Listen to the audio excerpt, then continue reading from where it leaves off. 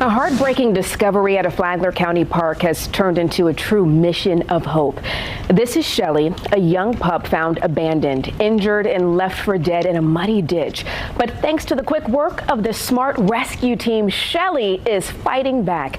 Caroline Johnson from SMART of Flagler County, and of course the star of this show here, Shelly, in the studio with us today. Thank you both for coming on. Absolutely. Oh, it's such a pleasure. Okay, so this story truly has touched so many people across Central Florida. But for those who aren't familiar with her story, take me back to when you all found her and tell me a little bit about this. So I got a call from a county worker that essentially was stopped by somebody. She was laying in a ditch. They thought it was a young puppy because of how she was curled up and looked very tiny. So they thought it was maybe a sick puppy in a ditch that escaped a yard or something.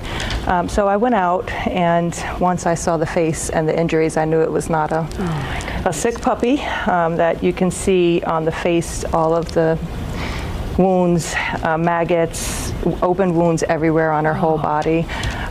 So I was able to wrap her in a blanket and take her over to East Coast Animal Hospital. And, you know, time was of the essence because the infections had set in so bad and so many open wounds. So she was pretty weak and didn't really have much energy at all. So the first thing the vet team did was basically bathe her to get all the maggots and flush out the wounds, get everything off of her and cleaned up. And she just, you know, little by little over the next few days with treatment and care, antibiotics, she started just showing this little puppy personality. Yeah, and I imagine, obviously I was not there when you all found her, but I imagine from when you found her versus today, how she came in the studio so rambunctious and so excited. This is a 180. Yes, yes, definitely. I mean, you know, the infections are, she's had a lot of infections, a lot of wounds, so I think she probably, another day out there, she probably would have passed in the ditch. Oh my goodness. So just seeing her happiness and her spirit shine through, it's amazing. She's very resilient. Yeah, and she's had great help. So talk to me a little bit about the daily medical routine that Shelly's looking at right now. So the first about week and a half was pretty much round-the-clock care. Abigail, who's here, is one of her vet techs at East Coast Animal Hospital, and she essentially was her nurse from day one that really took care of her around the clock. She also took her home to foster and keep an eye on her and clean her up every night. So it just was round-the-clock care because of the wounds and the infectious disease. And she's had a few surgeries, so you can see all the scarring everywhere that she's had stitches. Yeah. And right now, it's really just making sure all the infections clear up and all the wounds stay closed, and probably a few more weeks of care before we can really start getting her out more and, you know, see that all the medical is healed up. Yeah, because I think if you look closely enough, you can still see some of the stitches on the left side of her face there. Yeah. Yes. Oh my goodness. Okay, so talk to me about the SMART organization, because you all do really incredible work for abandoned animals out there. So we primarily focus more on the dumped, abused dogs. We search for missing pets and help families reunite with their missing pets.